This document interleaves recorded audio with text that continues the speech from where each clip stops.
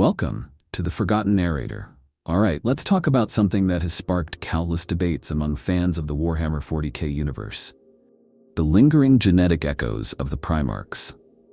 These mighty, almost godlike warriors, crafted by the Emperor himself, were intended to be the perfect generals, the living embodiments of human potential, strength, and willpower. But what if their genetic legacy didn't end with them? What if, across the vast sprawl of the Imperium's billions of worlds, fragments of their extraordinary DNA still pulse within certain humans, subtly shaping their fates and potential? It's a tantalizing thought, one that taps into both the mystery and sheer scale of the Warhammer 40k setting. After all, the Primarchs weren't just warriors. They were living legends, each a towering figure with abilities that defied ordinary human comprehension. And while their direct genetic descendants, the Space Marines, carry a trace of their power through the gene seed that fuels their might, what about the countless unaugmented humans scattered across the galaxy? Could some of them also carry the faint, hidden whispers of Primarch DNA in their veins, perhaps without even realizing it? This concept isn't just a wild fantasy. It ties directly into the very nature of the Imperium and its brutal, relentless drive for survival. In a galaxy where genetic manipulation, mutation, and experimentation are commonplace, where rogue geneticists and radical inquisitors push the boundaries of what is possible, the idea that fragments of Primarch DNA might have spread through the human gene pool isn't as far-fetched as it might seem. And if even a small fraction of humanity carries these potent, ancient genetic codes, what does that mean for the future of the species? Could these hidden heirs one day rise to challenge the status quo, or perhaps even become the seeds of a new, more terrifying breed of humanity? As we dive into this theory, we'll explore the history, science, and speculative fiction that underpin this fascinating possibility. From the genetic crafting of the Primarchs themselves to the strange and sometimes terrifying mutations that plague the Imperium, this journey will push the boundaries of what we think we know about the Warhammer 40k universe. So if you're ready to dive into the dark, twisted alleys of forgotten genetic legacies and whispered bloodlines, then let's get started. To truly understand whether fragments of Primarch DNA might still echo through the veins of humanity, we first need to revisit the origins of these legendary figures themselves.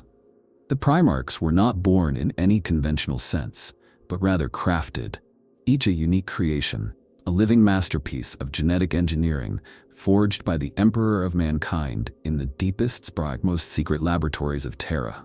This was no ordinary act of creation. It was the culmination of countless lifetimes of knowledge, a blend of ancient science, psychic manipulation, and perhaps even something far darker. The Emperor's goal was ambitious, to say the least. He sought to create 20 perfect warriors, each embodying a different aspect of human potential, from the fierce martial prowess of Angron to the unmatched psychic might of Magnus the Red. These beings were designed not just as leaders, but as living symbols, avatars of humanity's boundless potential. Their very DNA was an alchemical mix of the Emperor's own genetic code, enriched and twisted into forms capable of superhuman strength, resilience, and intellect. It's no exaggeration to say that each Primarch represented a pinnacle of human evolution, a being capable of feats that would leave even the mightiest of ordinary mortals in awe. But this perfect plan quickly spiraled into chaos. The Primarchs, scattered across the galaxy by the dark powers of the warp, were each shaped by the worlds upon which they landed, their once pure genetic essence tainted, or perhaps enhanced, by the harsh realities of their adopted homes. This forced adaptation may have forever altered their genetic makeup, twisting the Emperor's original designs into forms he could never have predicted. Some fans even speculate that this scattering was not a mere accident, but a deliberate act by the Dark Gods, a way to corrupt the Emperor's grand vision before it could fully take shape. When the Emperor finally reclaimed his lost sons, each Primarch had become a living paradox, a creature of divine potential, yet deeply marked by the mortal realms they had come to rule. This divergence had profound consequences, not only for the Primarchs themselves, but for the countless billions of humans who would one day serve under their banners. Some say that this genetic corruption, this warping of their original essence, might have sown the seeds of the treacheries that would later tear the galaxy apart in the Horus Heresy. After all, can any being, no matter how mighty, truly escape the influence of its environment? This is where the question of genetic echoes becomes particularly intriguing. If the Primarchs themselves were altered by their surroundings, shaped and twisted by the worlds they conquered, could those same changes have spread through the human gene pool over the millennia that followed? Could the fierce, blood-hungry rage of Angron or the cold, calculating logic of Perturabo have subtly influenced the genetic makeup of the countless humans who once served them? It's a chilling thought, one that suggests the Primarchs' legacies might be far more deeply woven into the fabric of humanity than we've ever realized. And then there's the question of the Emperor himself. If his genetic code formed the backbone of the Primarch project, then the echoes of his own superhuman DNA might also have found their way into the broader human population, scattered like seeds across the stars. After all, the Emperor is not just a ruler but a living god, his mind and body shaped by the raw, untamed forces of the immaterium itself. If even a fraction of that power persists in the blood of ordinary humans, it might explain the rare, inexplicable feats of strength, resilience, and genius that occasionally emerge among the citizens of the Imperium. This possibility, that fragments of Primarch and even Emperor DNA might still exist within humanity, is both fascinating and terrifying.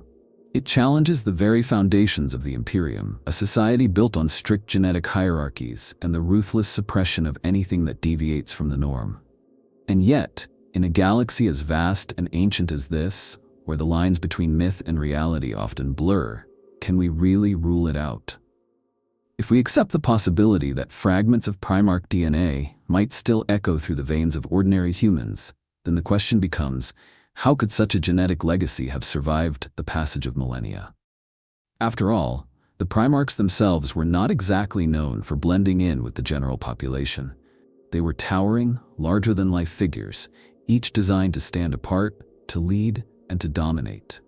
Yet, even the most distinct genetic traits can sometimes find unexpected ways to slip into the broader gene pool, spreading quietly through generations, like whispers in the blood. One of the most plausible explanations for this lies in the sheer scale of the Great Crusade.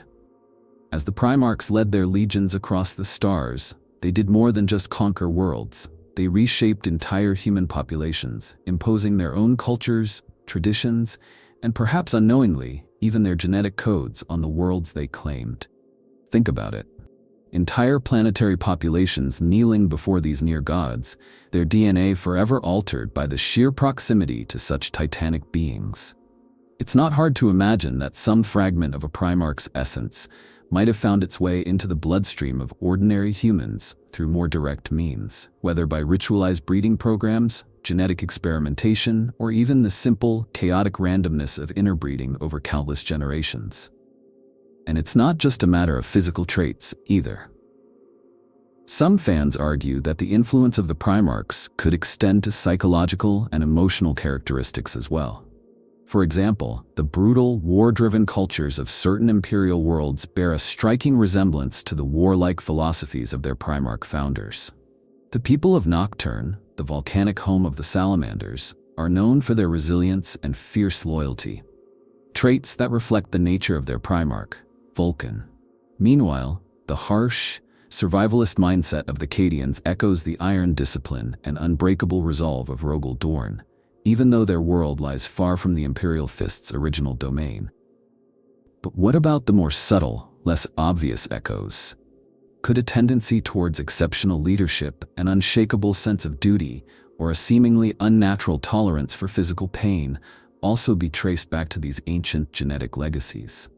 Perhaps even the fanatical zealotry of the Black Templars, with their near-religious devotion to the Emperor, is a lingering reflection of their genetic connection to Dorn, whose loyalty to the Emperor remains legendary.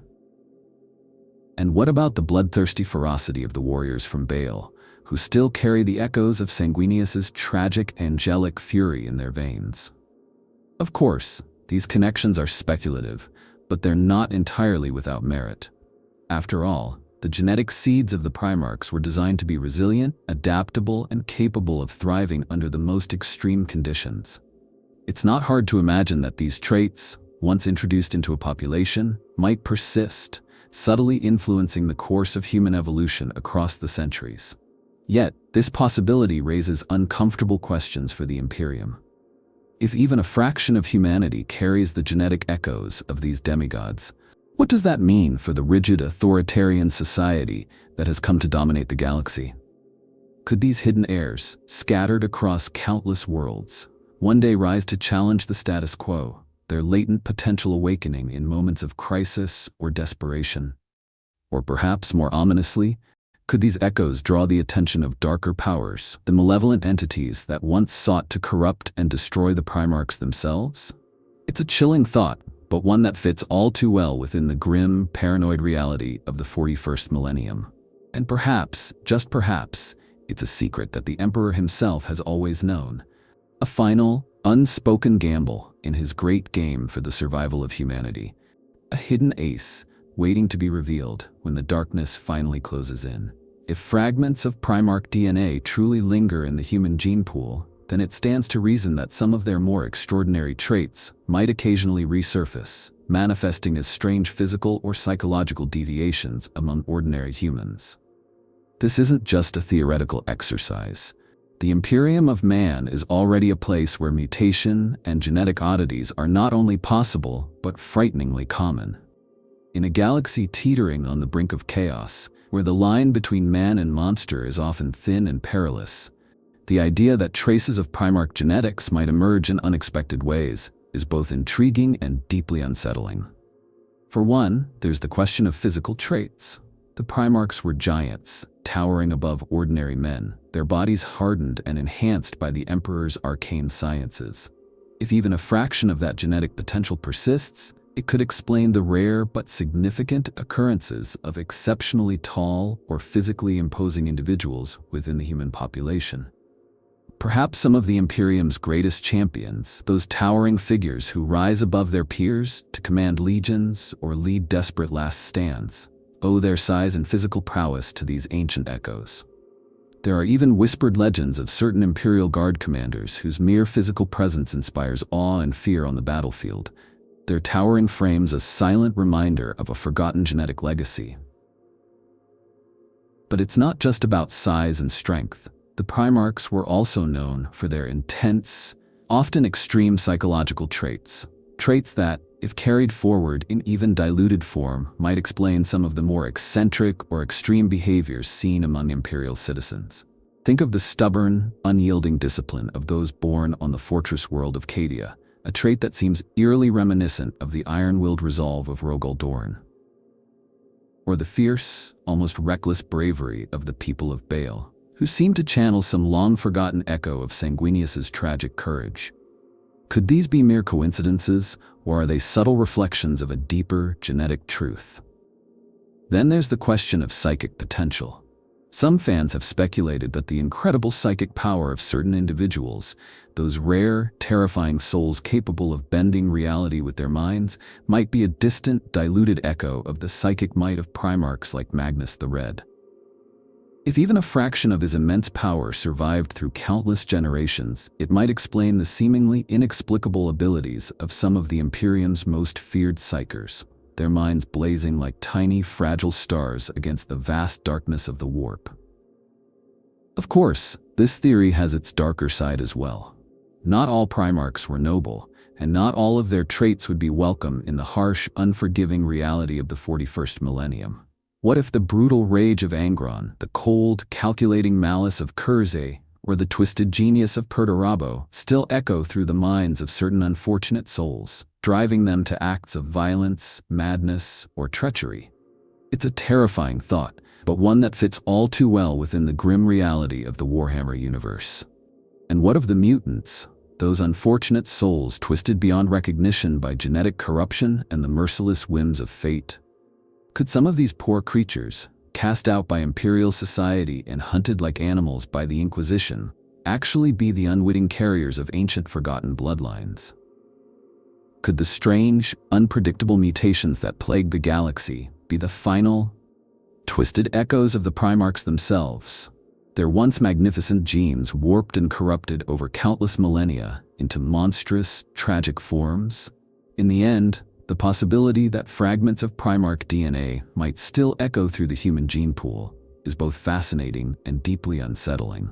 It challenges our understanding of what it means to be human in the far future, raising uncomfortable questions about the nature of power, corruption, and the long shadow of forgotten gods.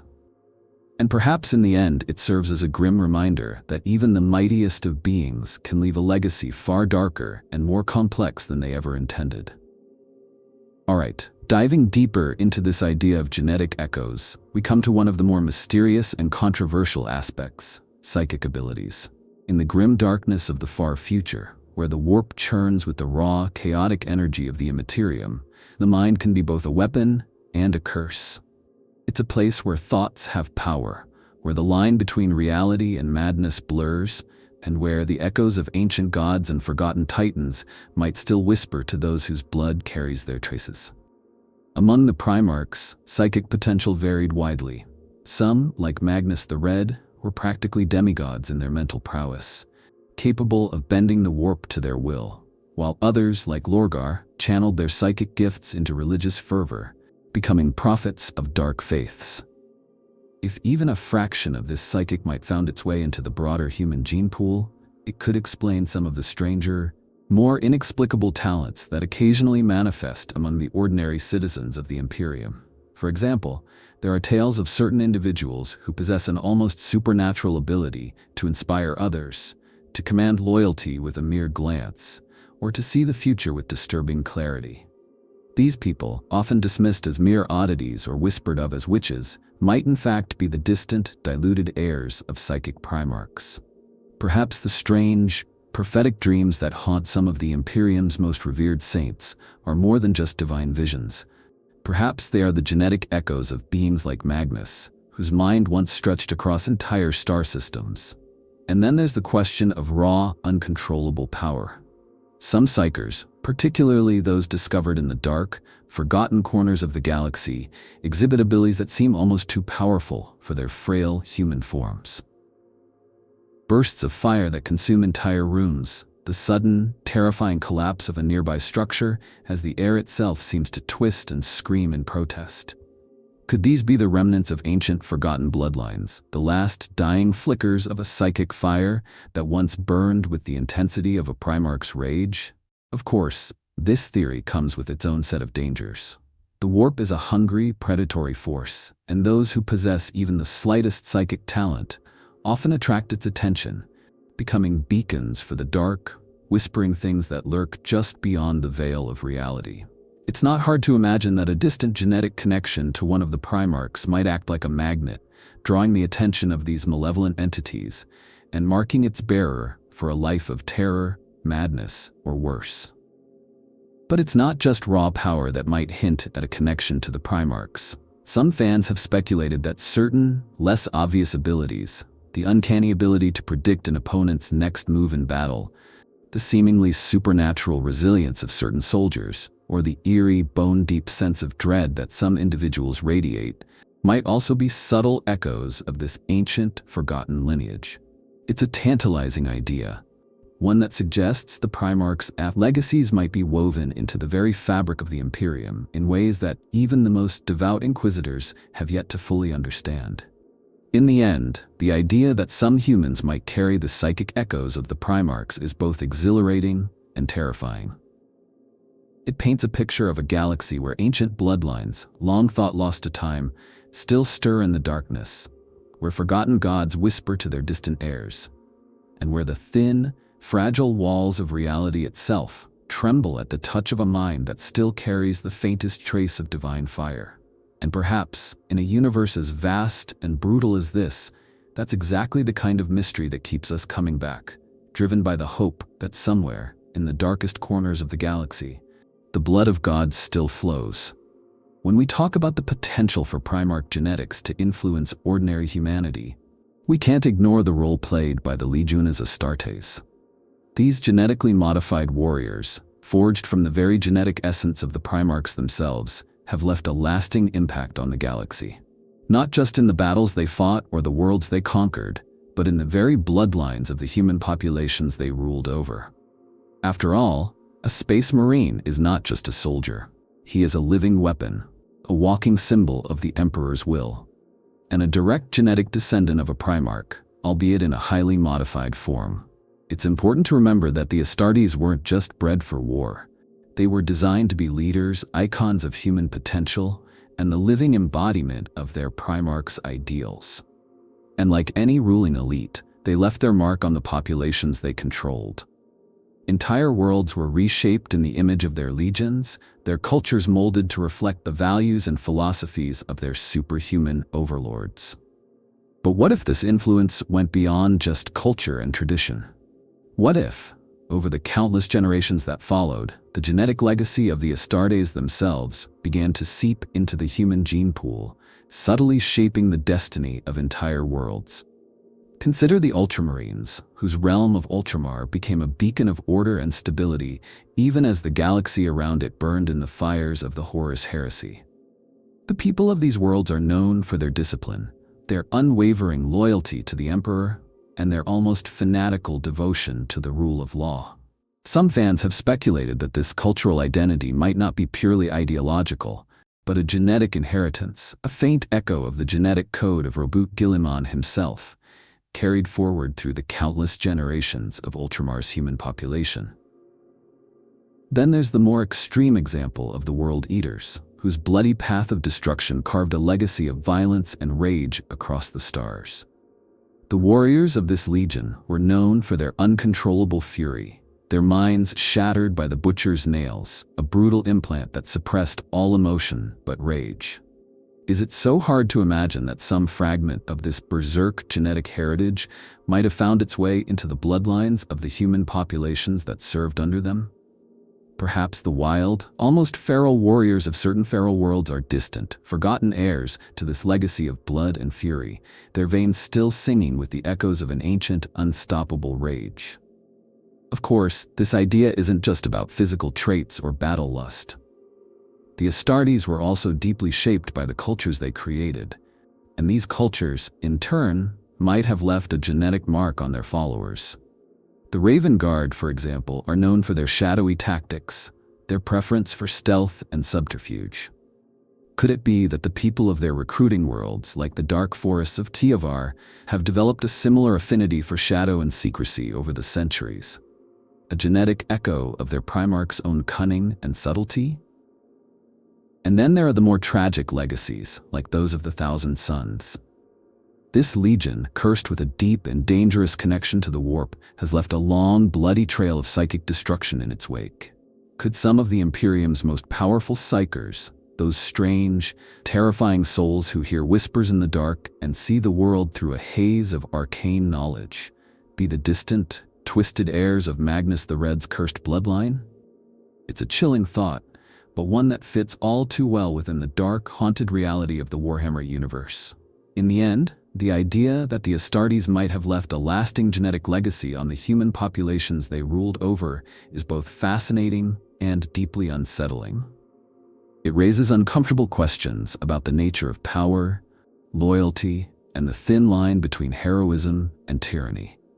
After all, if the Space Marines were more than just soldiers, if they were, in fact, the living, breathing avatars of their Primarch's will, then perhaps their influence on the galaxy is far deeper and more enduring than we have ever realized. When you start digging into the ancient histories and fragmented records of the Imperium, you occasionally come across stories, strange, half-forgotten tales of individuals who seem to carry the echoes of a Primarch's power within their very bones. These are the kinds of stories, whispered in the dark corners of a void ship's crew quarters or muttered in the smoky shadows of a hive world's underbelly. They are the myths that refuse to die, the whispered secrets that hint at a hidden genetic legacy far older and more potent than the Imperium would like to admit. Take, for instance, the legendary figure of the Red Mist. According to some sources, this mysterious warrior appeared during the early years of the Great Crusade, a towering figure shrouded in blood-red armor, his eyes burning with an unnatural fire. Some say he was a forgotten son of Sanguinius, a hidden heir to the angelic Primarch's tragic legacy. Others claim he was merely a particularly fierce Astartes, a warrior whose gene seed somehow carried an unusually potent fragment of his Primarch's genetic code. Whatever the truth, the Red Mist's reputation for fearless, almost suicidal bravery became the stuff of legend, and his name still echoes through the blood-soaked annals of the Imperium's darkest wars. Then there's the tale of the Steel Ghost, a shadowy figure said to haunt the battlefields of the Eastern Fringe. Described as a ghostly, near-invisible warrior, this mysterious figure is believed by some to be a distant descendant of Corvus Corax, the Primarch of the Raven Guard. Like his dark father, the Steel Ghost is said to move like a shadow through the ruins of shattered worlds, his every movement a whisper in the darkness, his enemies falling before they even realize they are being hunted. Some whisper that he is not a single warrior, but a line of assassins, each trained in the arts of stealth and subterfuge, their blood carrying the faint, shadowed echoes of the Raven Lord himself. And what about the countless unsung heroes of the Astra Militarum? Those nameless, faceless soldiers who sometimes stand alone against the horrors of the galaxy, their courage unbroken even in the face of certain death. There are stories, whispered in the barracks of Cadian shock troops and scrawled in the blood-stained journals of Imperial commanders, of soldiers who seem to possess an almost unnatural ability to endure, to stand firm when others would flee, their minds and bodies seemingly hardened against the fear and madness of the battlefield. Could these be the forgotten heirs of Rogal Dorn's unbreakable resolve, the distant descendants of the Stone Gauntlet himself, their blood still carrying the echoes of his iron will? Of course, not all of these tales are so heroic. There are darker stories as well. Stories of men driven to madness by uncontrollable fits of rage, their minds shattered by the echoes of some long-forgotten, blood-drenched legacy. Could these be the twisted, corrupted heirs of Angron's cursed bloodline, their veins still singing with the echoes of the Butcher's nails? Or perhaps the deranged prophets of the Eye of Terror? Those wild-eyed madmen who preach the coming of a new, darker age are the distant descendants of Lorgar, their minds forever scarred by the whispers of forgotten gods. And then there are the Psychers, those fragile, dangerous souls whose minds burn with the raw, untamed power of the warp. Could some of them be the distant, twisted heirs of Magnus the Red, their thoughts echoing with the last, desperate screams of Prospero as it burned beneath the boots of the Space Wolves? It's a chilling thought, but one that fits all too well within the grim, haunted reality of the 41st millennium. In the end, these stories are just that. Stories. Fragments of half-remembered legends and whispered rumors passed down through the generations like dark, bloody heirlooms. But in a galaxy as vast and ancient as this, where the line between myth and reality is often blurred, who's to say where the truth really lies?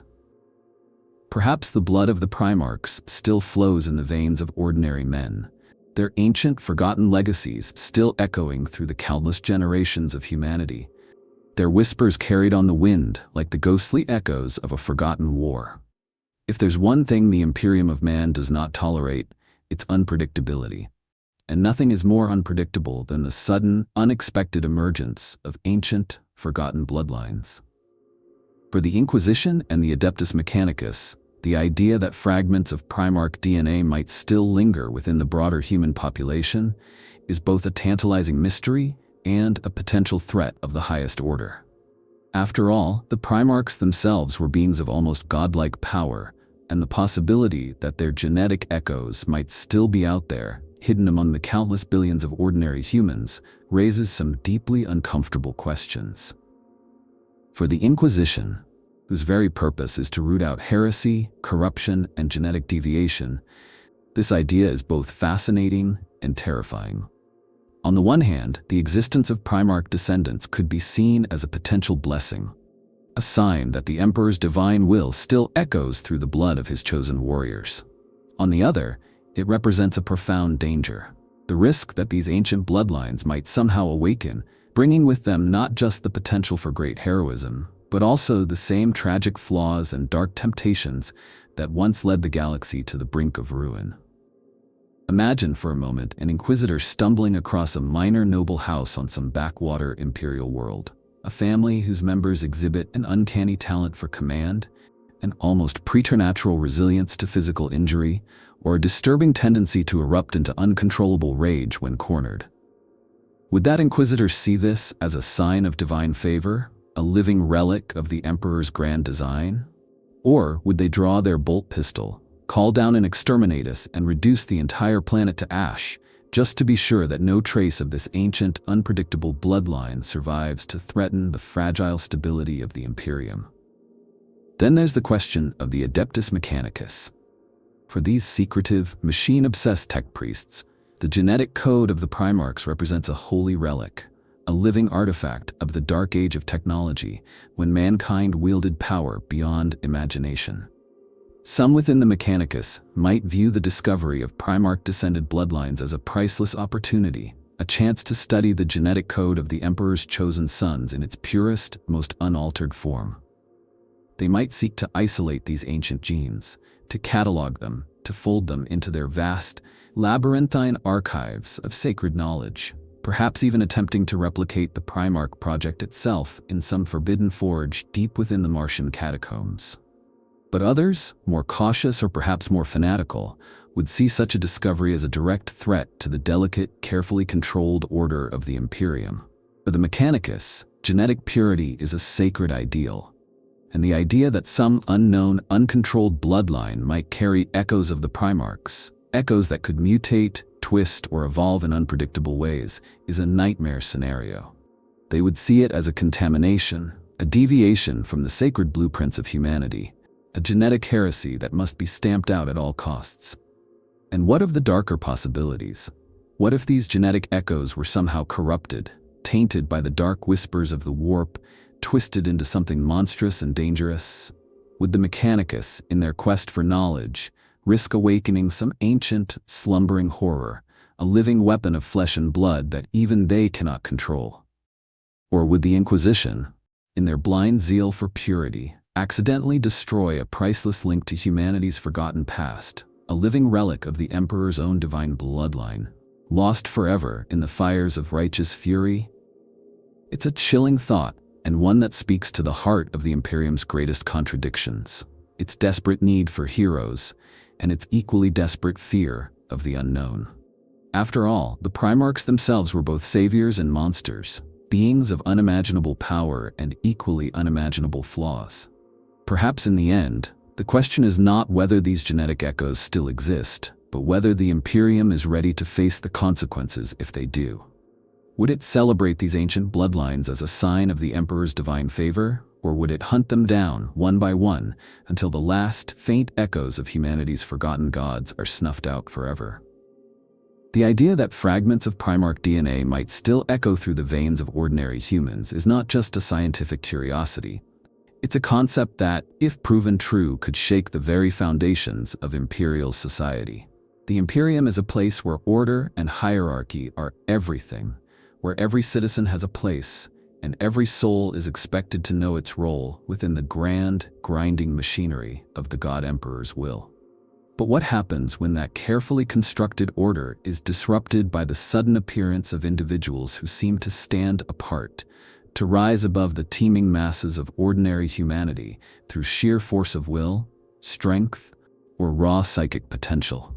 Imagine the impact of a single individual who, through some quirk of genetics, possesses the charisma and raw, magnetic presence of a Primarch. In a society where faith and loyalty are enforced at gunpoint, where even the slightest deviation from the accepted norms can result in a visit from the Inquisition, the sudden emergence of a figure who can inspire, command, and even sway entire populations through sheer force of personality could be a dangerously destabilizing force. After all, the Primarchs themselves were not just warriors, they were icons, symbols of human potential, capable of bending entire armies to their will with a single word or gesture. And it's not just a matter of charisma or leadership. Some of these genetic echoes might manifest as raw physical power, the kind of strength that allows a soldier to stand unbroken against the tides of war, to hold the line when lesser men would crumble, to inspire their comrades with acts of impossible bravery. In a galaxy where strength and resilience are often the only things standing between humanity and annihilation, Such individuals would be seen as both a blessing and a curse, a powerful weapon, but also a potential threat to the established order. But the real impact of these genetic echoes might be more subtle, more insidious. What if entire populations began to exhibit the traits of their long-forgotten Primarch ancestors? What if, over time, the people of a particular world or system developed a collective mindset that echoed the philosophies and psychological quirks of a long-dead demigod?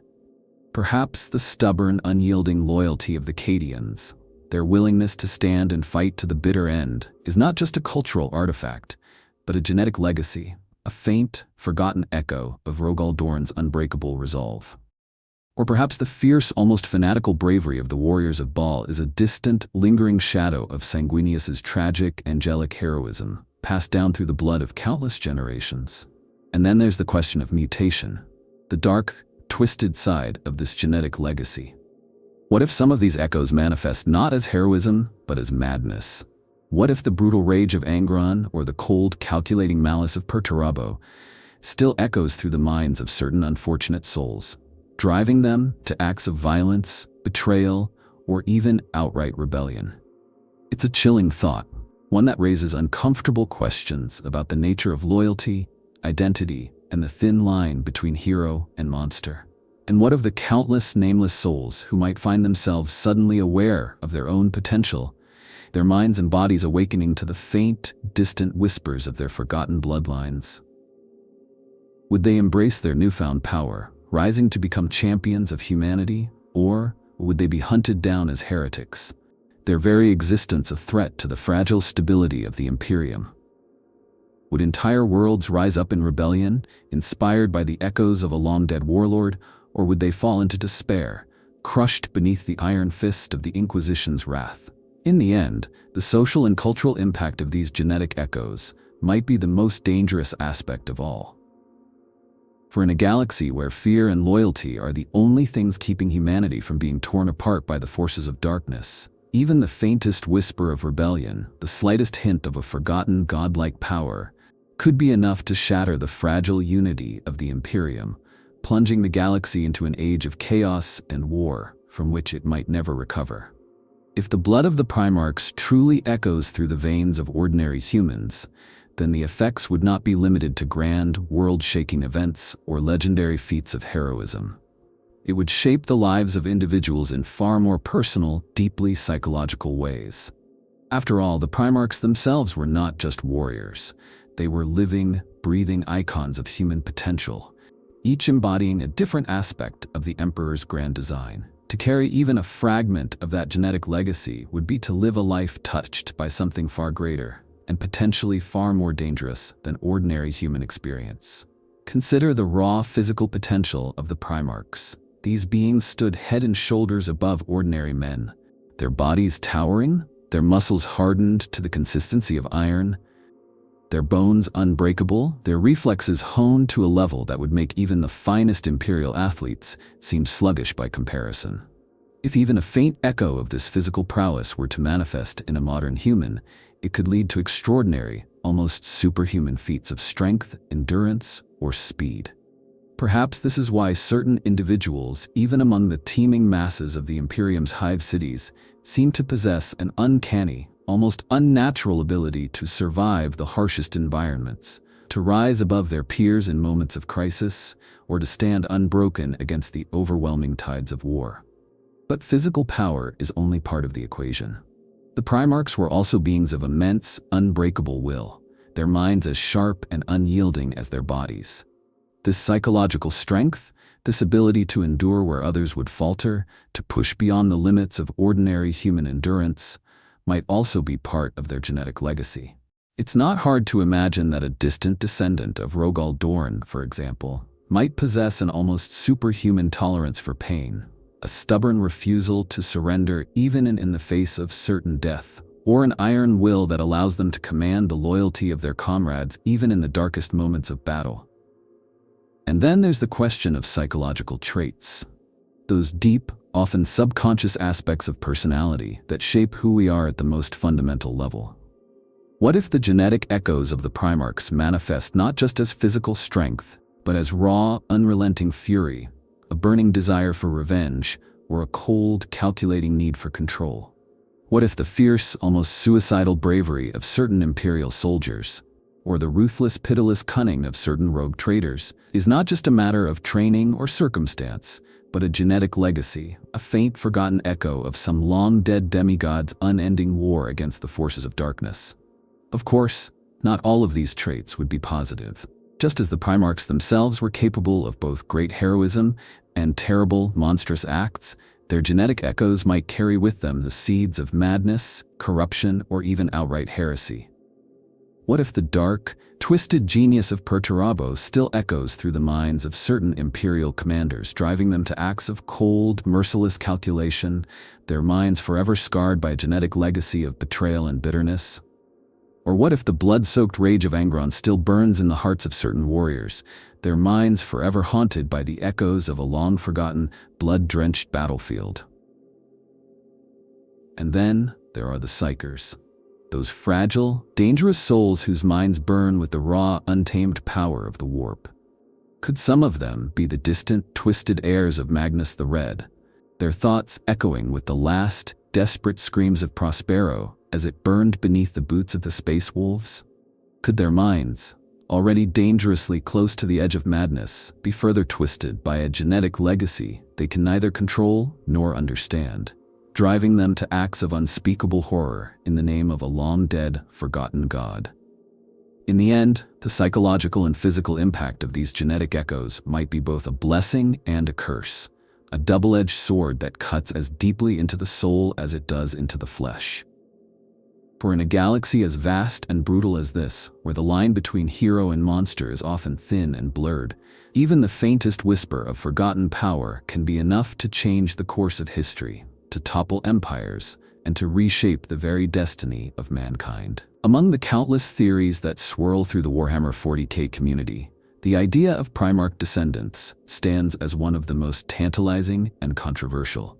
It's the kind of topic that sparks fierce debates on online forums, whispered conversations at tabletop sessions, and late-night speculation among lore enthusiasts.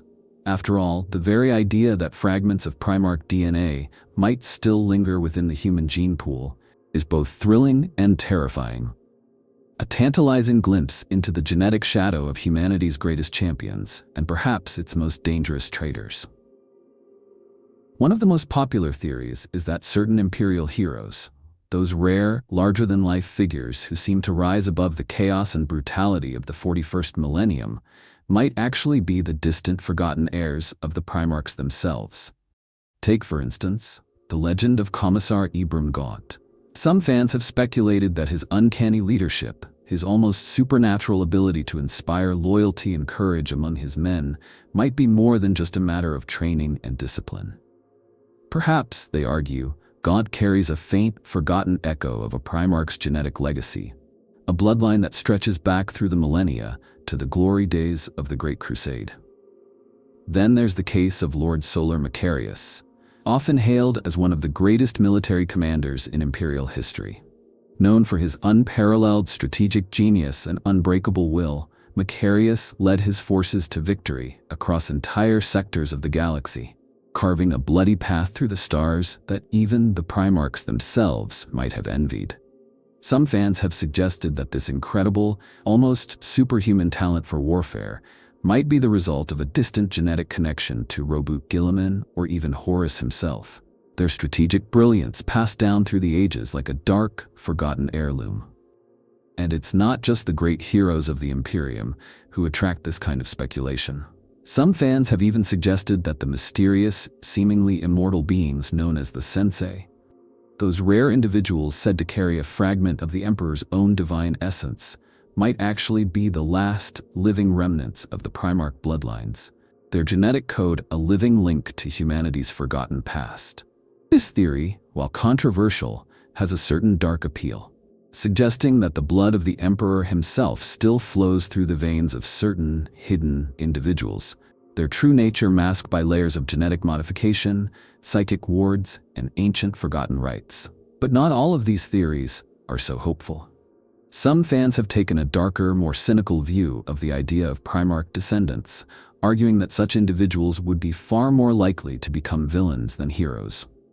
After all, the Primarchs themselves were not perfect. Many fell to the temptations of chaos, their once noble souls twisted into monstrous parodies of their former selves.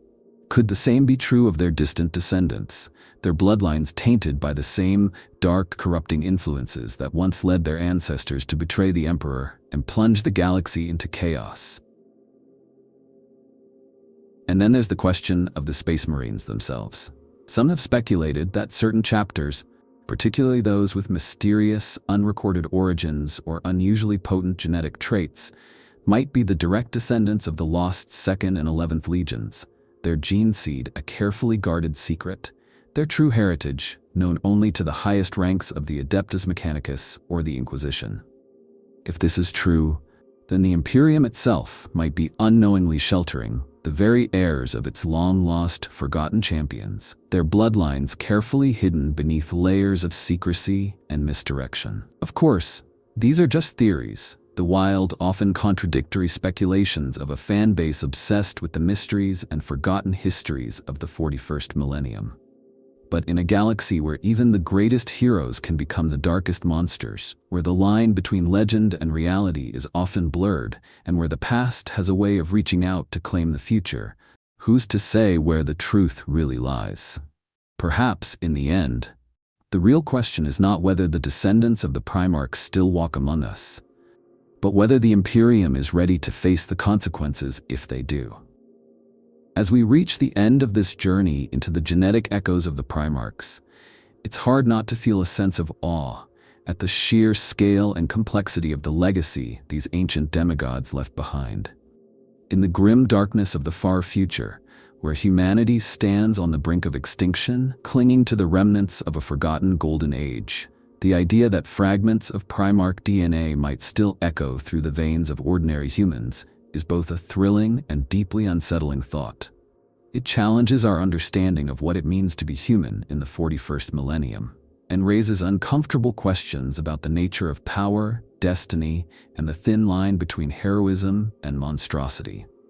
After all, the Primarchs were not just warriors, they were symbols, living embodiments of the Emperor's grand vision for humanity, each a towering icon of strength, cunning, or sheer psychic might. To carry even a faint, distant echo of that divine legacy would be both a blessing and a curse, a double-edged sword that cuts as deeply into the soul as it does into the flesh. It would be a mark of greatness, but also a dangerous, unpredictable force, a reminder that even the mightiest of beings can fall from grace, and that the line between hero and monster is often thinner than we'd like to admit. And yet, for all the fear and uncertainty that surrounds this idea, there's also a strange, undeniable allure to the thought that the blood of gods might still flow through the veins of ordinary men. It's a reminder that even in the darkest corners of the galaxy, where the shadows of ancient horrors stretch long and deep, there is still the potential for greatness, for heroism, and for the kind of unbreakable resolve that once drove the Primarchs themselves to carve their names into the annals of history. Perhaps, in the end, this is the true power of the Primarch's genetic legacy, not just the strength to crush one's enemies or the will to defy the darkness, but the ability to inspire others, to light a spark of hope in even the bleakest of circumstances, to remind humanity of its own potential for greatness. It's a legacy that echoes not just through the bloodlines of the Imperium, but through the very soul of mankind itself, a whispered reminder of what once was and what might yet be. In the vast and ever-expanding galaxy of the Imperium, where the light of the Emperor shines dimly through the darkness of 1,000 millennia, there are whispers, rumors that the greatest and most secretive bloodlines of humanity may not only be preserved in the legacy of the Space Marines. The blood of the Primarchs is said to run through the veins of many hidden heirs, those who never sought power, never raised armies, nor left their marks on history in the grandest ways. Instead, they remain hidden, quietly slipping through the cracks of society, unseen, untouched by the gaze of those who would seek to control or destroy them. These are the unseen heirs, the forgotten children of the Primarchs, whose existence is known only to a select few within the Inquisition or the deepest vaults of the Adeptus Mechanicus. The idea that such descendants could exist is a tantalizing one. It raises many questions. What would happen if the true heirs of the Primarchs lived among the masses, their powers unawakened or carefully concealed? What if these bloodlines held the key to untold potential, capable of shaping the future of humanity without ever realizing it? It's an idea that suggests that in the shadows of the Imperium's most regulated and controlled institutions, there are still those who carry the divine legacy of the Emperor's greatest sons. But their potential would not be immediately obvious. The Imperium, after all, has little interest in letting anyone rise above the established order. Power is a commodity to be hoarded, not shared, and if these heirs were ever discovered, they could be erased without a second thought. One popular theory among fans is that these unseen heirs are not necessarily warriors or leaders in the traditional sense. Perhaps their genetic legacy manifests in more subtle ways: an unusual talent for diplomacy, a rare mental acuity, or an uncanny knack for strategy, even though they would never rise to command an army. Their influence could be felt in the way certain key decisions are made, or in how the course of history subtly shifts ever so slightly. These heirs, according to the theory, would be the kind of people who quietly influence events, sometimes without even realizing the depths of their potential.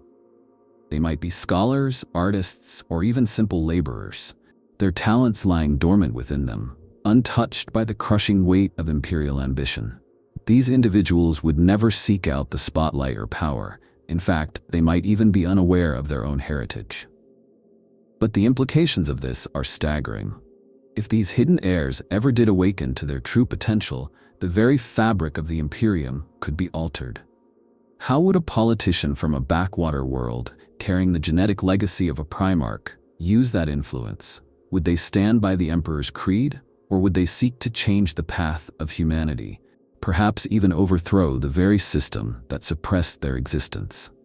These unacknowledged bloodlines could lead to the emergence of shadow rulers, those who do not seek to dominate through violence, but instead through the manipulation of systems, people, and events. Imagine someone with the intellectual brilliance of Guilliman, but hidden in a back-alley political sphere, pulling strings behind the scenes, shaping the galaxy's future in ways that are unnoticed by the wider public. Or perhaps they might have the innate leadership abilities of Sanguinius, able to unite factions under their banner without firing a single shot. However, there is a darker side to this story. What if these heirs were bred to be tools of the Imperium, hidden away to keep their legacy intact, only to be activated when the time is right? The idea that these bloodlines might have been engineered as potential weapons is something that many fans speculate about.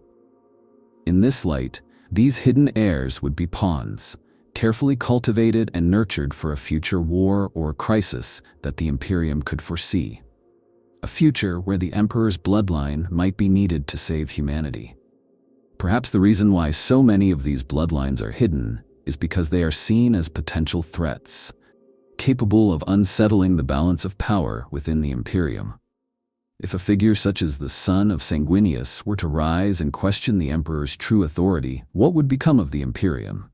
Would it collapse under the weight of internal revolution?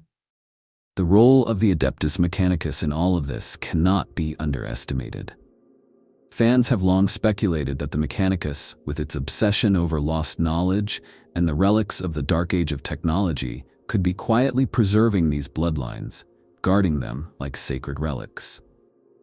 There are whispers that certain factions within the Mechanicus have made it their duty to track the descendants of the Primarchs, not just to understand their potential, but to control it. They might not let these heirs rise to power unless it suits their agenda, using their knowledge of genetics and ancient technology to either nurture or suppress these bloodlines as needed. The Mechanicus is, after all, not a benevolent force, but a faction that views humanity's potential as a means to an end. The return of any heir with Primarch genes would be seen less as a savior and more as a tool to be wielded, often with dangerous consequences. But what about the Inquisition? These secretive enforcers of the Emperor's will have long been suspected of keeping tabs on those who might pose a threat to the status quo, including potential genetic heirs to the Primarchs. If the Inquisition ever discovered the existence of such descendants, they would likely see them as a threat to the stability of the Imperium. Their mandate is to root out heresy, and in a galaxy as unstable as the 41st millennium, an individual with the blood of a Primarch could be seen as something more dangerous than a mere rebel. Whether the heir would embrace the Emperor's rule or try to impose their own vision, the Inquisition would be on high alert, ready to strike down any potential power that could threaten the established order. These heirs might live out their lives unaware of their bloodline, but if the Inquisition were to uncover them, the consequences would be swift and deadly. Then there is the wider galaxy to consider. What would the effects be if these heirs began to realize their true potential? How would their existence be received by the other factions? The Astra Militarum, ever the loyal defenders of the Emperor, might view these descendants with suspicion, wondering whether their loyalty was genuine or a manifestation of some deeper agenda. The Adeptus Custodes, the Emperor's own guardians, would undoubtedly see these potential heirs as both a threat and a promise. Torn between their duty to protect the Imperium and the knowledge that these bloodlines are tied to something far greater than any man. And the forces of chaos, always lurking in the shadows, would be quick to recognize the power that these descendants might represent. Would they be tempted to corrupt these bloodlines, twist them into agents of destruction, and use them to tear the Imperium asunder from within? The unacknowledged heirs of the Primarchs represent a mystery that will likely never be solved. Not completely, but the speculation, the theories, and the imagination of the fanbase continue to explore these possibilities, and with every new theory, the tantalizing thought of what these hidden bloodlines could mean for the future of humanity grows. Could these unseen heirs rise to change the course of the galaxy? Or would they remain hidden forever, their power never realized? One thing is certain, if these descendants of the Primarchs do exist, their story is far from over. And perhaps in the far future, the galaxy will finally see the true extent of their potential. The mystery of the 2nd and 11th Legions has long haunted the darker corners of the Warhammer 40k lore. These legions, lost to history for reasons that have never been fully explained, remain a tantalizing enigma. The Emperor himself decreed that their names and legacies would be erased from Imperial records, leaving little trace of their existence other than cryptic whispers and speculations. But what if, as many fans have long speculated, the gene seed of these two lost legions was not destroyed, but instead secretly preserved? What if the Adeptus Mechanicus, or perhaps even the Inquisition, has quietly safeguarded these bloodlines, waiting for the right moment to resurrect them? The idea of genetic resurrection, the revival of these lost legions, is a concept that sends chills down the spine. Imagine for a moment that the Emperor's foresight was not as absolute as we've been led to believe. What if, in the aftermath of their disappearance, the Adeptus Mechanicus, those keepers of forbidden knowledge, recognized the immense value of the gene seed, deciding that it was too precious, too powerful, to simply let fade into obscurity? Perhaps the Mechanicus has kept it hidden away, in the deepest, most secure vaults of Mars, awaiting the time when the Imperium needs it most. Or perhaps the Inquisition, ever vigilant and ever paranoid, has quietly kept the secret, knowing that such power must never be allowed to fall into the wrong hands. What implications would such a resurrection have for the Imperium? To think that the legions, whose names were once lost to the annals of time, could one day return to the battlefield, bringing with them the unmatched power and discipline of their Primarchs and their Astartes, is a thought both terrifying and exhilarating. Would the return of the 2nd and 11th Legions bring salvation to humanity, a new golden age of strength and unity? Or would it spell doom, unleashing forces too powerful to control, too destructive to contain? There's an undeniable appeal to the idea of these lost legions returning to the Imperium. After all, the Horus Heresy left a massive scar on the galaxy, and the Imperium has been fractured, held together only by the Emperor's light, however faint that may be.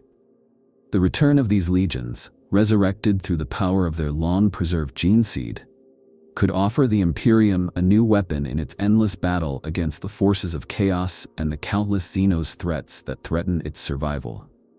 The new Primarchs, born from the gene seed of their lost brothers, would be mighty figures, capable of rallying the Imperium's war-torn factions into a new, unified front.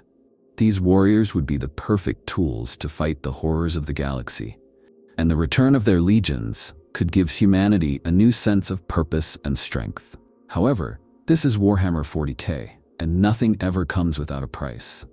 The idea of resurrecting the lost legions is as dangerous as it is alluring. The Imperium, as powerful as it may be, is a decaying empire, filled with internal strife, corruption, and factionalism. What would happen if the return of the 2nd and 11th Legions caused a shift in the balance of power? What if the new Primarchs, born from the ashes of their ancient predecessors, came to realize the full extent of their potential? Could they challenge the very structure of the Imperium itself, seeking to impose a new order based on their own vision? And if they did, what would the Inquisition do? Would the return of these genetic heirs to the Emperor be seen as a blessing, or would it be viewed as a direct threat to the Emperor's divinity, a challenge to the very foundation of imperial authority? There's also the issue of the gene seed itself. While the Adeptus Mechanicus may have preserved the genetic material of the Lost Legions, it is not certain that it remains pure. The gene seed of the other legions, after all, was subject to mutations, corruption, and the vagaries of time. Would the 2nd and 11th Legion's gene seed still be viable, or would it be tainted by the ravages of time and the influence of the warp? Would the newly resurrected Astartes suffer from the same genetic flaws and mutations that plagued the original legions, or would they possess an even greater potential for greatness or madness? Fans have long speculated about the origins of the Lost Legions and their eventual fate. Some believe that the 2nd and 11th Legions were destroyed by the Emperor himself, a necessary sacrifice to preserve the Imperium's purity. Others argue that the disappearance of these legions was part of a larger, hidden plan, one that the Emperor carefully orchestrated to safeguard humanity from some terrible future threat. If the latter is true, then the return of these legions would signal the fulfillment of a prophecy, the moment when the Emperor's grand design comes to fruition. The Lost Legions could hold the key to humanity's survival, but they could just as easily be the harbingers of its destruction. The resurrection of these legions would also have a profound impact on the already fragile structure of the Imperium's military forces. The Space Marines are already the most elite and powerful soldiers in the galaxy, but the return of 2 additional legions would throw the balance of power into chaos. The existing legions, each with their own rich histories and traditions, would have to contend with the sudden arrival of these new, unknown warriors, and the potential for conflict, both internal and external, would be immense. The question is whether the Imperium, already stretched thin across the stars, would be able to absorb these new forces without fracturing entirely. The return of the Lost Legions would undoubtedly stir the pot in the highest echelons of power within the Imperium. The Adeptus Custodes, sworn to protect the Emperor, would view the rise of these new warriors with suspicion, fearing that they might one day challenge their authority. The Ecclesiarchy, the religious heart of the Imperium, would likely see their return as an affront to the Emperor's divine will, as the resurrection of these lost Primarchs might suggest that the Emperor's power was not as absolute as they have always believed.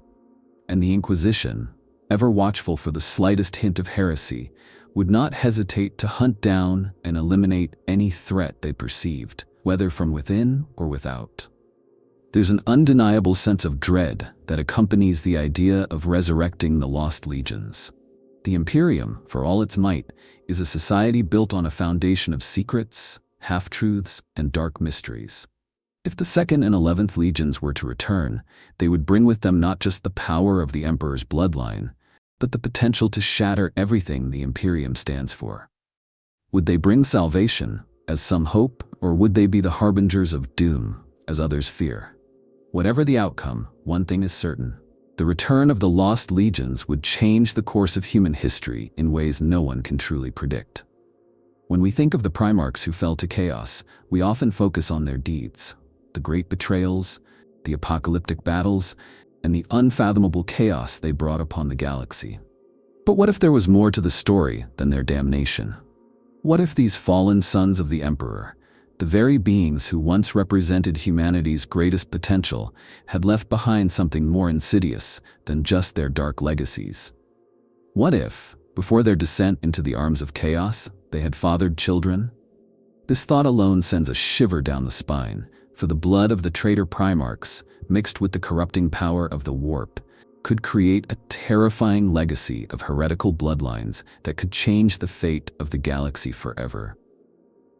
It's hard to imagine the likes of Horus, Angron, or Mortarion as anything but the figures we know them to be. The bitter, fallen sons of the Emperor, now twisted by the gods of chaos. But beneath that corruption there was still a spark of humanity, a reminder of who they once were. These were the Emperor's sons, after all, beings of immense power, with the ability to lead, to create, to build. What if some of that power extended to more than just the battlefield? What if, before their fall, they had passed on their genetic material in the form of children, the descendants of the very traitors who had once held the galaxy's future in their hands? The possibility is both horrifying and fascinating. After all, if the Primarchs could be fathers, their children could carry the very essence of chaos within them. Imagine a world where a son or daughter of Horus, raised in the shadows of the Imperium, rises to power. Someone with the same raw charisma, the same cunning, and the same ability to lead legions, but with the added, dangerous gift of chaos flowing in their veins. What would their role be in the ongoing war between the Imperium and the forces of chaos? Would they seek to reclaim their father's honor, or would they continue his legacy of rebellion and destruction? There is a certain allure to the idea of the descendants of the traitor Primarchs rising again, albeit a dark and twisted one. If these bloodlines exist, they could represent a new, terrifying wave of chaos-fueled warriors, capable of leading the forces of the ruinous powers in ways that were never before imagined. The very thought of a new generation of chaos-born warriors, children of the traitor Primarchs, leading their own legions into battle, is enough to shake the very foundations of the Imperium. The return of these bloodlines would be a catastrophe for the Imperium, as it would not only be a reminder of the original betrayal, but also a resurgence of an unstoppable force that had long been buried. Some fans have speculated about the implications of such a scenario. If the sons or daughters of the traitor Primarchs were to rise up, they would likely be powerful figures in the eyes of both the Imperium and the forces of chaos. For the Imperium, they would be a dire threat, beings of immense power who could sway the hearts and minds of whole populations, capable of leading rebellions, starting uprisings, and even challenging the very core of imperial rule. For chaos, these descendants could serve as new champions, vessels of the ruinous powers and bringers of a new era of darkness. But what would the nature of their powers be? The original Primarchs were not just warriors, they were embodiments of their legion's ideals, each carrying a unique strength. Horus, once the brightest of the Emperor's sons, was a master of leadership, capable of uniting the galaxy's greatest armies under his banner. Angron's rage and bloodlust were contagious, fueling his armies with an unrelenting fury. Magnus, with his psychic power, could bend reality itself. What if their children inherited these traits in some form, only amplified by the dark influence of the warp? What if they were not just great generals or warriors, but powerful psychers, capable of tearing apart entire fleets with a thought or commanding the very elements to do their bidding? These new bloodlines could very well represent the culmination of chaos's influence on humanity. They would be the true heirs to the original traitor Primarchs, the embodiments of their father's darkest desires. But unlike their predecessors, who were once humans capable of redemption, these new generations might have no such hope. They would be born into the warp's embrace, raised by the gods of chaos, and forever marked by the corrupting power of the immaterium. There would be no turning back for them, no possibility of redemption or atonement. They would be shaped by chaos from birth, their fates sealed before they even had a chance to decide for themselves. In the wider galaxy, these heretical bloodlines would have a profound effect on the ongoing war. They would not simply be figures of power, but symbols. The return of the sons and daughters of the traitor Primarchs would be a rallying cry for the forces of chaos, an invitation to all those who wish to bring about the downfall of the Imperium. These figures could unite the fractured chaos forces, bringing together the traitor legions, the chaos cults, and the demons under one banner. They would be the true heirs to the Horus heresy, leading a new rebellion against the Imperium with an authority that even Abaddon could only dream of. The question, of course, is whether the Imperium could survive such a return. The forces of the Imperium, already stretched thin and embattled on every front, would face an enemy unlike any they had encountered before. These new leaders would have the full might of their Primarch ancestry, combined with the corrupting power of the warp, making them formidable opponents in ways the Imperium could scarcely anticipate. It is easy to imagine entire Imperial worlds falling to their forces, their armies swept aside by the combined might of traitor Primarchs' bloodlines. The battle for the future of humanity would no longer just be a war between Imperial forces and the forces of chaos. It would be a war for the soul of mankind itself. In the end, the rise of the descendants of the traitor Primarchs would be one of the most catastrophic events the Imperium could face. The echoes of the Horus heresy would resound once more. But this time, the enemy would be even more dangerous. Genetically enhanced, empowered by the warp, and driven by a dark, unrelenting need for revenge. If the children of these fallen sons of the Emperor were ever to rise, the galaxy would be plunged into a conflict that would make the Horus heresy seem like a distant memory. And as long as those echoes continue to stir in the hearts and minds of ordinary men and women, the dream of the Emperor, a galaxy united in strength, purpose, and unbreakable will never truly die. If you've enjoyed this journey into the hidden corners of Warhammer lore, and you want to keep exploring the dark, twisted, and sometimes surprisingly hopeful stories that make this universe so compelling, be sure to like, subscribe, and join me on the next deep dive into the mysteries of the 41st millennium. Together, we'll keep searching for the forgotten echoes of the past, and perhaps even glimpse the faint, distant glimmer of a brighter future.